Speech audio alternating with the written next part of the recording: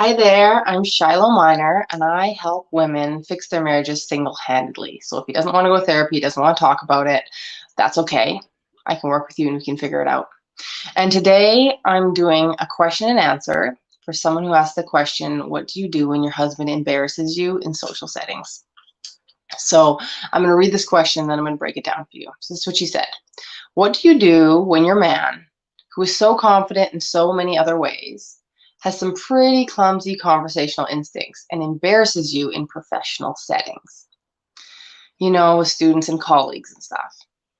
I don't want to make him feel bad or undermine him publicly, but I wish he had more social skills, like the ones I've painstakingly cultivated for myself, and I still do. Without them, I'm nervous to bring him into those settings. And that's a bummer because when it goes badly, I'm stressing in the middle of the night like I am now. The irony is it doesn't stop him from making lots of friends, even if they're not the same kind of people I choose for myself. So this is a great question. And the first thing I want to say is, like, you're not alone. This is something that so many women experience. They have a feel for social settings. They got a little bit of emotional intelligence, and they pick this great man who's great in so many ways. And then he's awkward.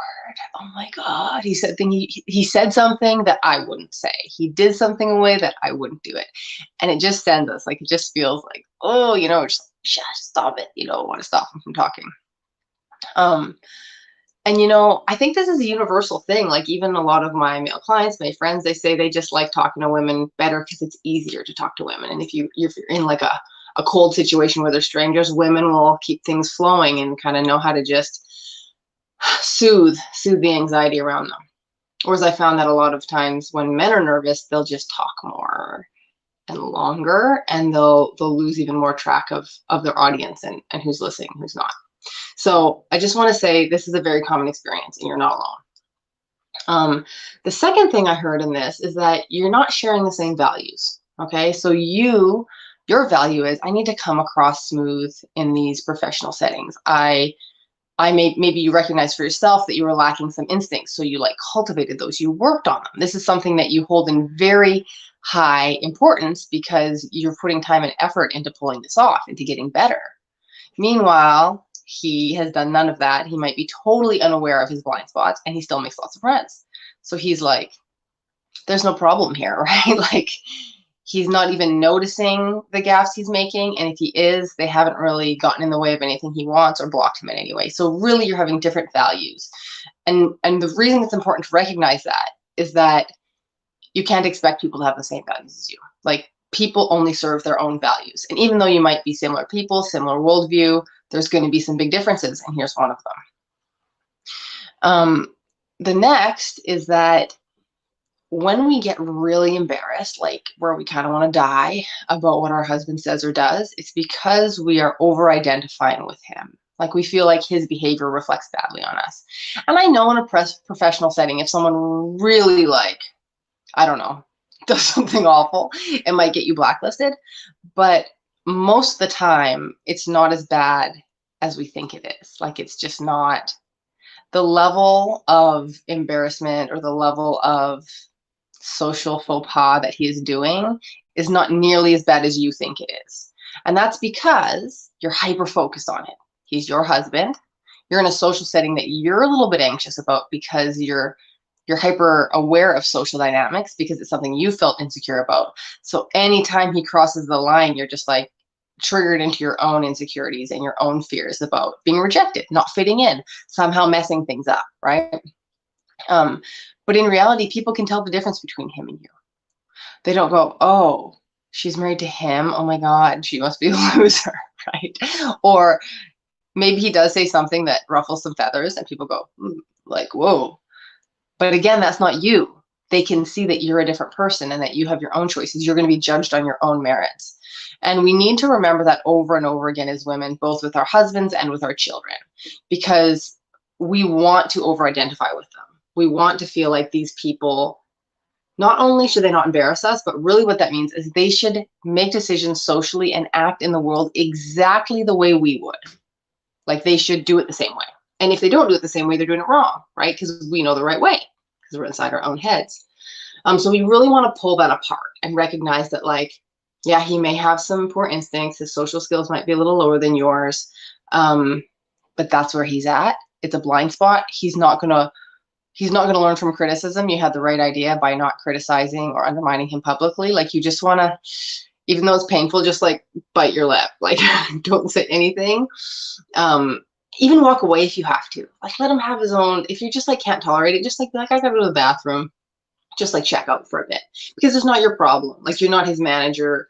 You're not his like PR manager. You don't have to make sure that he doesn't upset people or make things weird. Remember that he's not you. Um, and so this leads into my second point, is that one of the things that really makes a marriage thrive is healthy separation. So that means that maybe he doesn't have to come to everything. Like, I know you said like it's a bummer because you're like worried about him coming, but he doesn't have to come to everything. And if you're like, talking to some other people, or like you're collaborating in some kind of mentorship or training, maybe you don't want to collaborate with him. Maybe you don't want to do trainings with him because it's actually not a good business alignment, right? He's your husband.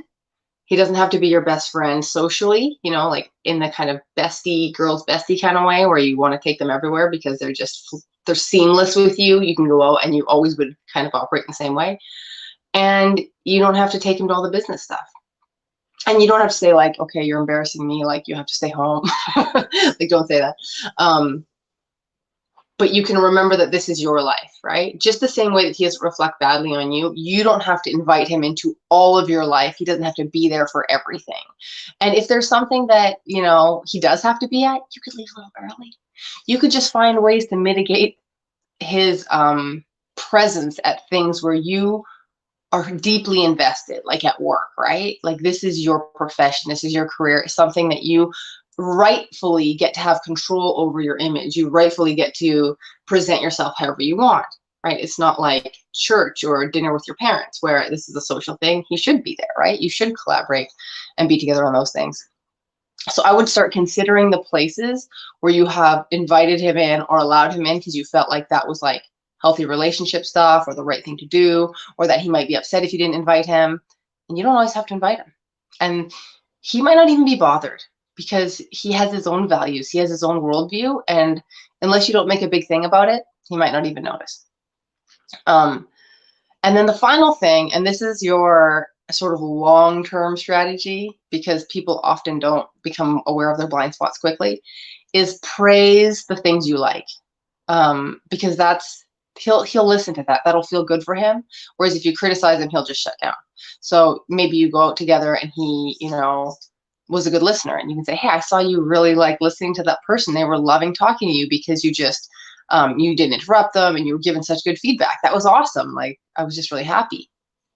Or you can say, that story you told at dinner the other night was so to the point, punchy, short. People love that. That was great. So you're kind of feeding him these tools that you've learned, maybe in terms of influence or charm or charisma. These are learned skills for a lot of people. Like, a lot of people don't have them naturally, and that's okay.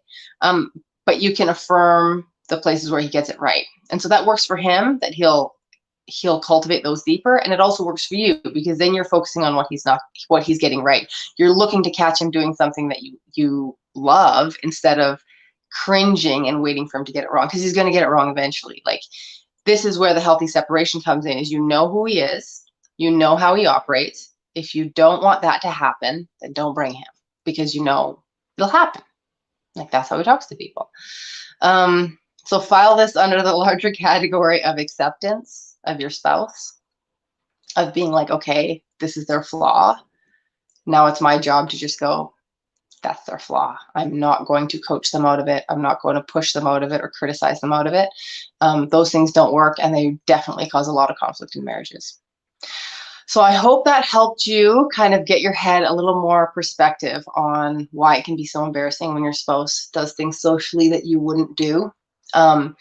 And for anybody who is interested in working with me or has been on the fence, I only have one more spot available right now. I can only take so many people because it's very intensive and personal. We have one-on-one sessions and also voice memo and text, and you can talk to me about anything and I'll just fill you up with everything that I know. It's really a lot of fun. I love it. So you can send me a message here. Wherever you're watching, you can comment below, or you can find me at my website, www.shilohminer.com, or you can go ahead and friend me on Facebook. My profile's public, and I'd be happy to have you. All right, have a great evening.